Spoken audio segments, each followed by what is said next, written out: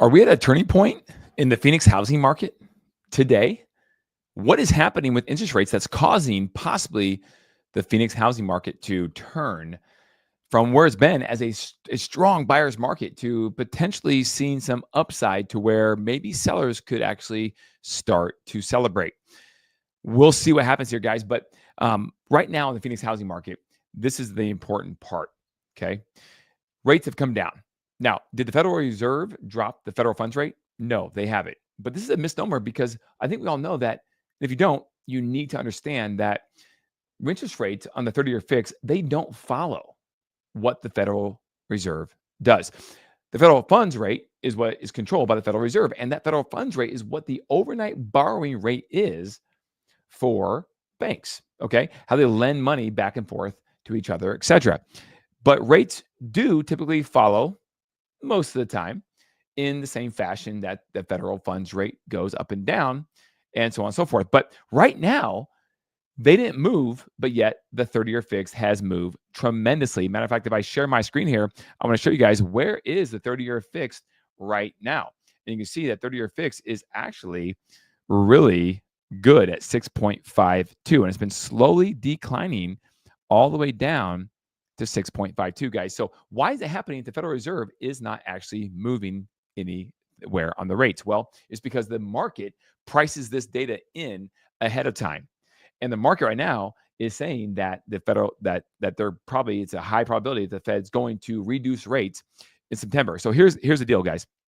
When September comes, the only way that something happens where the 30-year fix probably goes down even lower than where it already is today on the day they announce that they're going to cut the rate is if they go more than 25 basis points, right? So 25 basis points is a quarter point, and that's what everyone is assuming they are going to drop.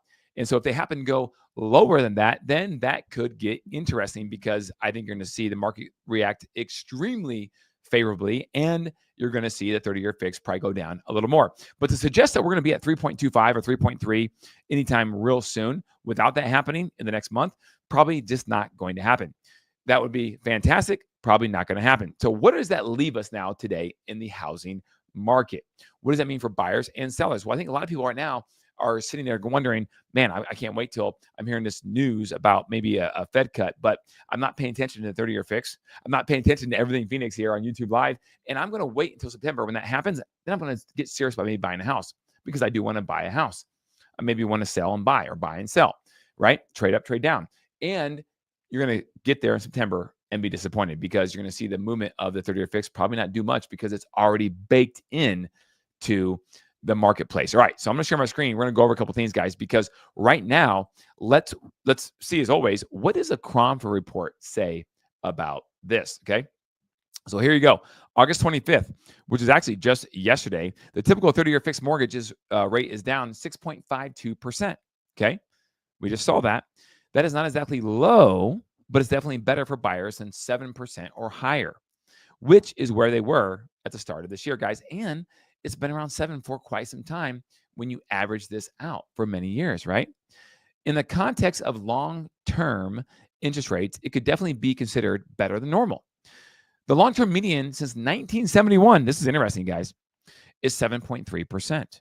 For the years 71 through mid-1993, the typical 30-year fixed mortgage, did you know, was never below 7%. Now, guys, let's be honest here. Okay, I get it, but home values weren't. The national median home price was not $450,000 back then, right? We're talking like, I don't know, maybe $130,000. So 7% it's relative, right? It's relative. So I would say if you could prorate that and make it relative, it'd be a lot higher than that, right? At this point. Okay, let's go back to the article. So those grumbling about how unfavorable the housing market is today should remember that it was not exactly easy for their parents and grandparents either. But again, price values, home values were lower. Okay. So payments are lower. But guys, I can hear the other side of the coin saying, but wages were also lower too. Minimum wage was not whatever it is, $14, $15, $16 in whatever state it is, right? It was maybe, I don't know, $3 back then, $2, an hour. I don't know what it was, but it wasn't what it, so you have inflation that's working on both sides of that coin, okay? Between 1974 and 1991, rates were rarely below 9% and over 10%. In theory, this lower rate of 6.52 should ignite some extra demand. So, can we detect this in the numbers? Good question. Here we go. Well, yes, the Cromford Market Demand Index saw its low point in August 4th at 75.8 and has started to creep higher ever since. We are currently at 76.8. And guys, if I just give you a sneak peek right now, we're at 78.3 overall on the CMI. And you guys know the deal, right? The CMI, a balanced market is 90 to 110. A balanced market is below 90. A seller's market is above 110. Well, right now, we're at 78.3 overall, okay? And now demand, 76.9. Specifically, supply, 98.2. 76.9. So if you go back over here, you can see it right now is at 76.8. Yesterday, it already went up another 1/10 of a point. This is still some 23% below a normal level of demand, but the trend is favorable. And over the last week, it has started to accelerate. When this is coupled to declining inventory, thanks to so many sellers taking their homes off the market in recent months, the result is more favorable for the sellers that remain. The result is more favorable to the sellers that remain. Okay. Another indicator of the improvement of demand is the count of listings under contract. And here you go, guys. You can see right now that under contract, it's going where? Well, it's going up. It's going in the right direction if you are a home seller. Now, if you're a buyer, you don't want to see this. You do not want to see this, guys. We've been talking about for months now, hey, the market's not great right now, which is actually, when it's not great, is a good time for you to zig because everyone else is zagging. So you should maybe think about jumping into the marketplace and buying, guys. And the hate comments are real. The hate comments on social media when I say something like that are real. They're like, no. You're just a realtor. You want to sell properties. What are you talking about? This is a horrible time to buy. This thing's going to crash 20%. Well, it's not crashing 20%. Okay. I'm not saying I'm right, but right now I'm more on the side of the coin of being right than wrong, because although it may go down a little bit, Cromford Report says about 3% by the end of the year. I'm on that bandwagon. I'll take that smart analytic data all day long over an emotional response or a comment on social media. Okay. Because it's facts over fiction all day long, right, guys? Take the emotion out. Take the emotion out. And you can see right now that, look, listings under contract. These are homes that are selling right now in the market, are going in the right direction for a home seller. You're at 7,056. Okay. Now, where we were at this time last year, and last year wasn't supposedly as bad as this year overall, right? We were at about 6,600 or so. And now we're at 7,056. And it's going in the upward direction, which will tell you that demand is increasing right now, or staying somewhat about the same, but supply is coming down because not everyone's trying to sell their house. Now, could that change this spring, or I should say this fall, excuse me, because we have a better market coming up. We have people more back in the routine. We have people that are in town as snowbirds that maybe own real estate and want to sell. Yes, I think the supply is going to increase. I do. I don't think there's any question about that. So if demand stays the same, we have a dump of supply come on the marketplace. That could change that story right there. But I don't think you're going to see a dump of demand. I don't, guys. I don't. I think that there's some momentum in the marketplace right now. And that, although it's still a phenomenal time to get a leverage and good negotiating aspects as a buyer, I think that that's going to close sooner than later. And it's not because I'm trying to push product, guys. Most of y'all don't even call me. Y'all should call me because I can give you a very specific, detailed case study and a good a plan of attack for your specific situation. I've been doing this 20 years, guys. I've seen a lot go up and down and back up and down COVID and back up in 20 years of selling real estate right here in Scottsdale, Phoenix area. Okay. So I could give you a real good perspective on what you might want to do for your situation, because it's not always a good time to buy. It's not. But for you, maybe it could be. I don't know. Give me a call at the number below, 480-660-5974, and we can talk about that. But going back to this article here, I think it's very important to understand what this graph is doing. Now, if I go to this graph right here, you can see the contract ratio heat map. Okay. This gives you a good idea across the area of the Phoenix metro area, what is selling, what is not, and at what clip. Okay. Now, look at Gilbert right here. Look at that, guys. It is in the hot category, 60 to 80. That is good. I mean, hot is good for a seller. Not so great for a home buyer, guys. And we know this to be true. And here's why. Because this is not theory, guys. I don't make my income off of coming on here and giving you some lavish opinion about the market crashing or going up. I don't. Okay. I'm here to inform people who want to be informed about the marketplace. And you can disagree with me. I'm totally, and by the way, I can be wrong, but I'm going to give you data. So really, if it's wrong, hopefully it'll be the data that's incorrect somehow, some way, or it could be my lack of interpretation around the data. But hopefully most of the time it's going to be just give me the facts, and my interpretation will be down the middle, not right, not left. Okay. Now, that being said, we have people that are looking to buy houses all across the valley. And one of those places right now is Gilbert.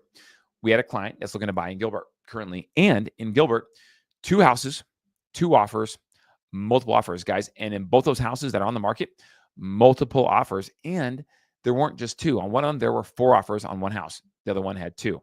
Okay. So right now, if the home is priced fairly, you can do very well as a home seller in Gilbert. It's a fact. So if you're looking to sell in Gilbert and move to maybe somewhere else on this heat map that's not as good, then I think this is a phenomenal time to really take advantage of the marketplace, right? This heat map, what this does, it gives you an idea where the hot places are. So if you own real estate there, you can maybe sell, especially if you're looking to go somewhere else to buy. Now, if you're going to buy in Gilbert, you're going to have the same issues potentially, right? But remember, it's always micro. It's always micro areas across the valley. So there's another area up here in Glendale. It's also hot. Looking to move into 85310. It's a good time to sell. Not as good to buy overall. Okay. But most of the places are still in the green. Now, some are in blue, right? This area right through here, PV, South Scottsdale, Arcadia, they're in blue. A great time to buy. But Kelly, the prices are still really high. I know they are. But in comparison to what? In comparison to 2020? Yes, they are very high in comparison to 2020. In comparison to 2023? Not so much. In comparison to your house you own in Seattle, Washington, or Los Angeles? Not really. Okay. So it depends on what you're comparing to. So the best thing to do is erase the mind of what used to be, because you can't go back and change it anyway, even if you wanted to. Where can I go from here? Okay. Aaron, how you doing? Aaron Brown, what's going on, brother? Great info. Just a quick note. Fed rate cuts don't automatically mean mortgage rates drops. You're 100% correct. They move differently, and the mortgage rates often follow inflation and bond markets more than the Fed's short-term rate. Thank you so much for saying that, Aaron, because if I say that, I think some people will not believe it just because I'm just the sales guy that happens to, be on the other side of the camera here. But thank you for saying that, because you are 100% correct. It moves indirectly many times, but it doesn't move with it. And that's why I think the lead economist from Redfin came out last week and said that he believes when the Fed actually cuts rates in September, right now, because it's already baked into the marketplace, you're going to see probably the 30-year fix go up, not down, in September when they cut the federal funds rate. So that is very good info. Thank you for sharing it with our audience. And that is always really good to keep in mind. There's a whole host of economic factors that are based on the 10-year Treasury note, which is what the 30-year fix actually follows. So thank you very much for pointing that out. Let's keep it rolling here, okay? That's the heat map. Now, let's go over here. This is a listing success rate by calendar month in the Phoenix area, guys. Now, look, it's been going in the wrong direction. Matter of fact, yet last week, I believe I showed the exact same graph last week because it was an important topic, and it was not going in the right direction. But, guys, you see the very small little clip here? It says July, 64%. And then we have a little clip right here. If I can get that. Come on. There, August. What does that say? 65%. Okay, so that actually went up. Guys, you're talking about a situation where the listing success rate actually went up just a little bit over the last week, okay? I mean, we're talking 64% to 65%. We are not blowing the doors off by any stretch of imagination, but it went in the opposite direction, which in this case, for a homeowner, is a good direction. If you're a home buyer, maybe not so good, because this is positive news to the marketplace, okay? Positive news to the marketplace. Now, I know it doesn't feel like that. So here, guys, listen, the comments are going to come. I know it. You're going to say, this guy's just a salesperson. I can't believe he's saying these things. This is don't blame me. This is the data, and it's going in the right direction. Okay. Now, could that turn next week? It could. That's why you watch this show every week, Tuesdays, 4 p.m. local time. Don't miss it. Okay. This is the best data you're going to get if you're interested in the housing market across the Phoenix area specifically. Okay. Now, weekly average list price per square foot. Okay, so homes now maybe are selling a little bit better than just the lack of sales, lack of demand. But it's not all roses, guys. Look at here. You can see the trend here. The trend has not turned around here. So that means the weekly average list price per square foot is going in the wrong direction if you're a home seller, but the right direction if you're a buyer. Guys, what does this tell you? This tells you right here that you have a window of opportunity. Rates have gone down to 6.5, okay? That has spurred demand. It's in the data. The spurred demand, okay? Supply is still it's going to increase because more people put the house in the market because the weather will cool off here in the next couple of months, and the housing market naturally and seasonally will just get a little better. But the pricing hasn't turned around.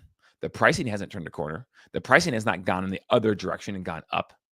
So what does that tell you? Well, that tells you right now, you could potentially get in, buy a property, negotiate your little behind off to get a great deal, and we could be happy to do that for you on your behalf, right? To even get a better deal because we're pretty darn good at it, just to be honest, okay? That's one of the things we're really good at here at the Cook & Associates Real Estate Advisors Group, okay? But prices haven't turned the corner. So even though sales are starting to turn the corner, demand's increasing a little bit because of interest rates, pricing hasn't. So you can still get in because eventually pricing follows demand. Now, that's not to say demand's going to keep doing what it's doing. We'll see. But pricing follows demand. So keep that in mind, okay? Now, back to the data. We have some more information about what? Home prices in Phoenix poised to drop as inventory surges, guys, according to an analyst here at the Phoenix Business Journal. Here are the highlights of this one. Phoenix home prices extend to drop in the next 3 to 6 months. Okay. Expected to drop in the next 3 to 6 months. For sale inventory in Phoenix climbed 27%. Interesting. Buyer's market window closing as incentives may disappear soon. Okay, so hold on. Phoenix home prices expected to drop in the next 3 to 6 months, but the buyer's market window could be closing as incentives may disappear soon. Huh. That's an oxymoron. Because the buyer's market window closes, home prices eventually will not keep dropping. So is there a window in the next 1 month, 2 months, 3 months, maybe up to as much as 6 months for you to buy and get a great deal and be happy with it because this will turn the corner at some point, probably most likely in 2026, most likely, but it could be by the end of the year. We'll see, okay? But that's what the analyst says here. Okay, now, here, zombie home foreclosures tick up nationwide. Here's how Arizona is different. Okay. Why is Arizona different? Arizona saw 787 foreclosure filings among 3.14 million housing units as of July. Maricopa County saw only 131 foreclosures in July, but it's up from 35 a year earlier. What does that mean? Well, here's the graph, right? Here's the graph. That's not going in the right direction, is it? No, it's not. So more foreclosures, okay? They're being sold at a pretty good clip to a third party, i.e. investors, for the most part. And a lot of them are still being reverted to the beneficiary, which means going back to the BANK, okay? Which then they don't want to hold on to the property. So what are they going to do? They're going to put it on the market for sale and try to sell it. Okay, so this is going up, okay? 47 right here and 84, okay? So you can see that foreclosures are starting to increase. Now, will this continue to increase? Because back in 15, it was far greater, right? Overall, far greater. In 2016, it kept going down ever since. Now, I don't think it's going to keep going. I think it could keep going maybe for the next month or 2 or 3 or even 4. Because, guys, I think the unemployment rate is going to continue to increase. And here's the situation. Some of you guys might disagree with me. And I guess ultimately I'm wrong. But here's the deal. If we want rates to come down, because at the end of the day, what do most of us want? What most of us want is to be able to own a piece of real estate that we can call our own and have the smallest, least expensive monthly payment as humanly possible, right? And if that's true, unfortunately, we're going to have some not so great news in order to get some even better news. The better news being a low monthly payment, which means a lower rate, but we're going to have to go through some pain and suffering in the economy of some sort to get the Fed and all the other economic factors to come in our way or go our way to get rates to want to come down in the 5s.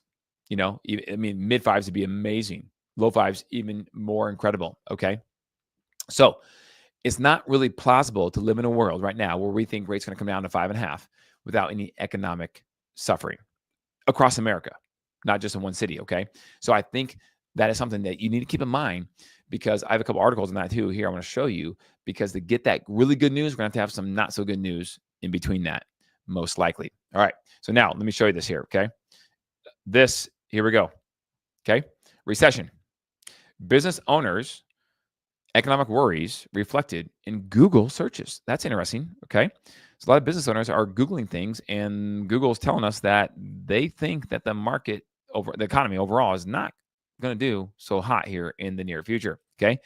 Google searches for business loans and cash flow have increased significantly since early 2024. There's less liquidity in the marketplace for business owners. Okay. Tariffs are causing economic anxiety among small business owners nationwide. Going out of business searches rose, especially in manufacturing heavy states. That's interesting, because the point of the tariffs are to bring manufacturing primarily back to America, but there's going to be a lag, right? There's always a lag when big things change. Okay. So this is interesting, because this is telling you the heartbeat in the trenches, boots on the ground, of what a lot of people are searching, because they're worried about maybe their own specific business. So they're searching as to what it means and the solutions they could have for their small business. So this is not great news, guys. And I think this is going to cause the unemployment rate to actually increase pretty soon. But again, Arizona is a little bit different than the rest of the marketplace. So is there a world in which Arizona could benefit potentially from a nationwide higher unemployment rate? I think there is. Stay with me. Look at this, guys. Going out of business searches varied widely across the states, but here are the big ones: North Carolina, Texas, Pennsylvania, Arizona, okay, New York, Ohio, okay. So heavy cash flow, so it gets really specific, which is very interesting article. I'd be happy to send it to anybody if you want to read the whole thing, okay. But here now is the flip side of that for Arizona. Phoenix Metro dominates economic growth rankings for top 10 cities nationwide. Okay, this is interesting. Top 10 cities nationwide, okay. And we have a lot of them. We have 8 of them. Here we go. Okay. Now, what really is interesting is that during this time, the Metro had a 28.5% increase in roadway miles. GDP grew by 42%. Okay. Overall in the Arizona Phoenix area. Now, they said something really interesting here. Okay. Now, Arizona and Greater Phoenix have been on an impressive multi-year run for economic development success, due in part to the natural environment and business-friendly tax and regulatory environment. Okay. So it's pretty cool from that standpoint. We're creating great jobs, and providing housing for all new population choosing to live in our state. A pro-growth attitude does pay off. Okay. So now, here's what's interesting. Right now, more than 400 companies, guys, let me repeat this. 400 companies are considering relocation or expansion into the state of Arizona. Right now, 400 companies have applied on the docket to expand into Arizona or relocate. That is pretty darn cool. Mesa tops the large cities. Okay. So Mesa is big for number one for large cities. Okay. Now check it out though. There's more. Gilbert tops all U.S. mid-sized cities. Gilbert. And then there's more. Small cities. Goodyear is tops in the U.S. for small cities. So we have Gilbert, Goodyear, and Mesa all making waves nationally for properties with a huge, bright economic outlook here in the short and long term. That's pretty darn cool, guys. I would be happy with that if I'm a Phoenician. Okay. Now let's go over here, because it's interesting. Mortgage rates. We've been talking about that. I got to bring in some news here. Mortgage rates are falling. Here's what home buyers and home sellers should do about it. Well, it's interesting. This is a map right here of what they're saying. Okay. A late summer window of opportunity with relatively low mortgage rates is upon us, but may be short-lived. It's not me saying this. This is the economist over at Redfin, Mr. Daryl Fairweather. Okay. Serious homebuyers should call off their end of summer vacations and plan to hit the open houses and their Redfin apps. Don't go to Redfin though. Go to Cook & Associates, right? Go to viewarizonahomesforsale.com and check out that, right? Viewarizonahomesforsale.com. And we have the most up-to-date information of all properties that are hitting the market and price reductions way before Zillow or Redfin or Realtor.com will have them. Okay. Viewarizonahomesforsale.com. Okay. Now, a lot of people mistakenly assume that an interest rate cut in September will cause mortgage rates to fall, but the market, not the Fed, like Aaron Brown said, who commented earlier on the show, dictates mortgage rates, which are falling after Jerome Powell signaled from Jackson Hole, Wyoming, that a September rate cut is all but guaranteed. Okay. Homebuyers, keep your eyes peeled for new listings, price drops, and lower mortgage rates, giving you more purchase power. So if you're a homebuyer, this is what you should be doing. Guys, they're saying jump in. It's a great time because it's not going to always be like this. There is demand sitting on the sidelines. And if the economic conditions happen to turn the other way and go in the direction of being like halfway positive news, that's going to come down even further and it's going to spike demand. Okay. A daily average mortgage rate dropped to 6.55% today, nearest lowest level in 10 months. That means a home buyer on a $3,000 monthly budget has gained roughly $20,000, 20 grand in purchasing power since May, when the daily average rate hit a peak of 7.08%. A buyer on that budget can afford a $458,750 home with today's mortgage rates compared to only $439,000 when they were at May's peak. Guys, this is huge. Look at this. Look at your payment coming down because rates dropping. This is huge, guys. And what does every American want that doesn't have the cash to buy a home? They want the lowest monthly payment possible. And that's what they're trying to give to you right now. Now, could it go lower? It could, but don't sit there and gamble on that. Get into the real estate game and start building equity. Guys, we know the numbers. We know the stats. What are they? The stats are that for anyone who owns one house in America, okay, I'm going to be off on the dollar amount a little bit, but it's in this ballpark, okay? One house in America has an average net worth of over $400,000. Net worth of over $400,000 by owning one home in America. By comparison, the average net worth of the average person who rents currently in America is just over $20,000.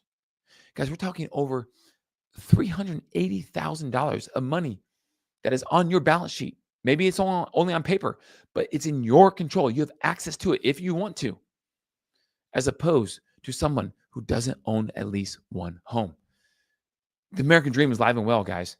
Get in the game and let the real estate market do the work for you over the next 10, 20, 30 years and build wealth as just a simple mechanism through real estate. Okay. That's my wish and hope for all of you guys. That's what I've done for my life. And I'm setting my family up to change the generational projection for my family because, guys, I came from the gutter. Okay. It was on welfare growing up. Very, very poor. And I've seen what real estate has done for myself and therefore what it's going to do for my family and my kids, my 3 little kids that are growing up. And that it can move me to tears because I've seen what it does. And this is real talk, being live on camera. I wasn't planning on talking about this, but here we go. Okay. And I'll just leave it right at that because I could go on a whole story about that with the backdrop. And if you guys want to hear it, let me know. I'll go live next week and tell you about my story. But real estate is the real deal. And I've bought homes and I've held on to them. And holding on to property over time, you win. Financially, you do. It's just look at any graph on any news publication over 25 years in the real estate market. And that's true. Okay. So anyways, guys, I'll stop talking about that because I wasn't planning on going there. And we want to keep this lively and fun. So anyways, guys, thank you very much. We'll see you guys next Tuesday at 4 p.m. If you have any questions, call me 480-660-5974. And I'd love to help you out with any questions you have, real estate related, interest rates related, and where we think the market's going for the second half of the year here in 2025 in Phoenix. Until next week, I'll see you here next Tuesday at 4 p.m. Keep it classy, Phoenix. We'll talk to you soon.